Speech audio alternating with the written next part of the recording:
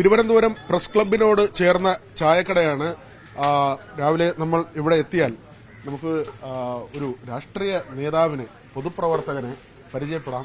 എല്ലാ ദിവസവും അദ്ദേഹം ഇവിടെ വരാറുണ്ട്. രവിയേട്ടാ, ഈ ലാളിത്യം എന്ന് പറയുന്നു. നമ്മൾ കണ്ട് വളർന്ന രാഷ്ട്രീയ നേതാക്കളിൽ ഏറ്റവും ലാളിത്യമായി ജീവിക്കുന്ന ഒരു വ്യക്തിയാണ് അങ്ങ്. ഇന്ന് കൌണ്ടിംഗ് ദിനമാണ്. ഈ തിരഞ്ഞെടുപ്പ് രാഷ്ട്രീയത്തിന്റെ എന്തെങ്കിലും ചിന്തകൾ, വിജയപ്രതീക്ഷ അല്ലെങ്കിൽ എന്തെങ്കിലും അങ്ങനെയുള്ള കാര്യങ്ങളൊക്കെയും ഇപ്പോൾ മനസ്സിലുണ്ടോ രാവിലെ? അല്ല, സാധാരണഗതിയിൽ തെരഞ്ഞെടുപ്പിൽ മത്സരിക്കുമ്പോൾ വിജയത്തിന് വേണ്ടിയല്ലേ മത്സരിക്കുന്നത്. അത് നമ്മൾ പരമാവധി പരിശ്രമിച്ചിട്ടുണ്ട്. നല്ല മത്സരമായിരുന്നു.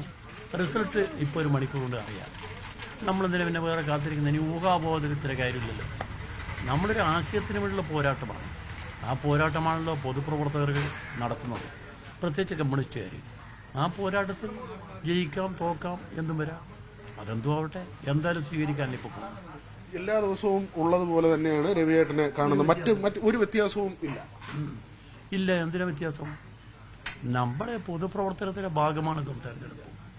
അതിനൊരു വ്യത്യാസമില്ല. അദ്ദേഹത്തിന് കടുത്ത പ്രതിസന്ധി ഉണ്ടായാലും അങ്ങനെ തന്നെ.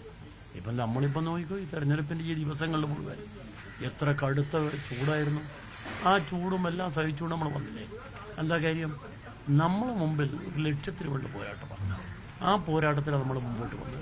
അതിന്റെ റിസൾട്ട് ഇപ്പോൾ വരാൻ പോകും. വരട്ടെ, ജനങ്ങൾക്ക് വേണ്ടിയുള്ള പോരാട്ടം.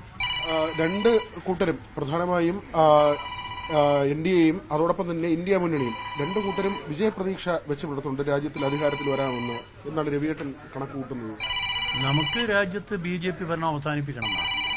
BJP ഭരണം നമ്മുടെ രാജ്യത്തെ ജനങ്ങളെ മതത്തിന്റെ അടിസ്ഥാനത്തിൽ ഭിന്നിപ്പിക്കുക. അങ്ങനെ ഭിന്നിപ്പിച്ച രാജ്യത്ത് കലാപം ഉണ്ടാവും. കലാപത്തിന്റെ കാലമായിരുന്നു നമ്മുടെ സ്വാതന്ത്ര്യത്തിന് ശേഷം. ആ കലാപത്തിൽ നിന്ന് രാജ്യത്തെ മോചിപ്പിക്കാൻ വേണ്ടി പാടുപെട്ട ആളാണ് മഹാത്മാഗാന്ധി.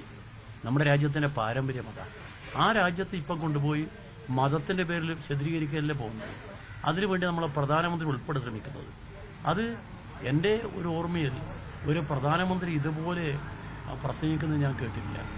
എത്ര മോശമായ പ്രധാനമന്ത്രി പ്രസംഗിക്കുന്നത്. അപ്പോൾ നമ്മളെ നാട് ആഗ്രഹിക്കുന്നത് നല്ല ജീവിതമാണ്. ആ ജീവിതത്തിന് തടസ്സമുണ്ടാക്കി ഒരു കലാപത്തിലേക്ക് നാട്ടിലെ ജനങ്ങളെ പോകാൻ വേണ്ടിയുള്ള വഴി തുറന്നു കൊടുക്കുകയും ചെയ്യാതെ നമ്മുടെ രാജ്യത്തിൻ്റെ പ്രധാനമന്ത്രി. അതിനെതിരായ ജനരോഷം പരമാവധി വരും എന്നാണ് ഞങ്ങളുടെ പ്രതീക്ഷ.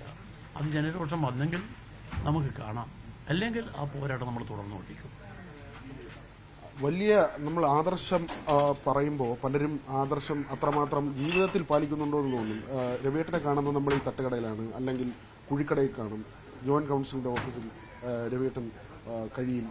രവിയേട്ടൻ തന്നെ ഒരു ഇന്റർവ്യൂവിൽ പറഞ്ഞത് ഒരു വീടോ ഫ്ളാറ്റോ ഒന്നും വേണ്ട, അങ്ങനെ പറ്റത്തില്ല. അങ്ങനെ ആരെങ്കിലും കൊണ്ട് സ്വാധീനിച്ച് അങ്ങനെ ചെയ്തു കഴിഞ്ഞാൽ പിന്നെ അതൊരു വള്ളിയാവും, അതൊരു കെട്ടാവും.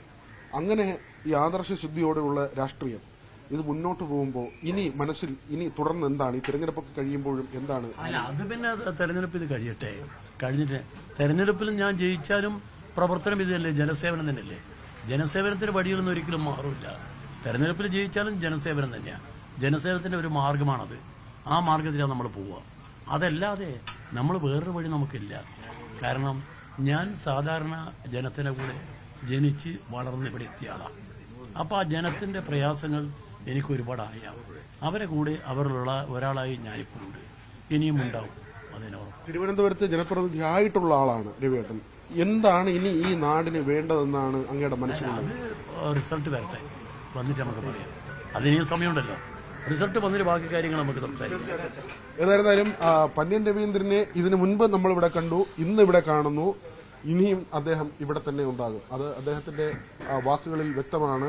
നമുക്ക് മാതൃകയാക്കാൻ കഴിയുന്ന ഒരു രാഷ്ട്രീയ ജീവിതത്തിന്റെ ഉടമയാണ് പന്ന്യൻ രവീന്ദ്രൻ. സന്തോഷ് മണക്കാടിനൊപ്പം BV വിനോദ്, ന്യൂസ് 18 തിരുവനന്തപുരം.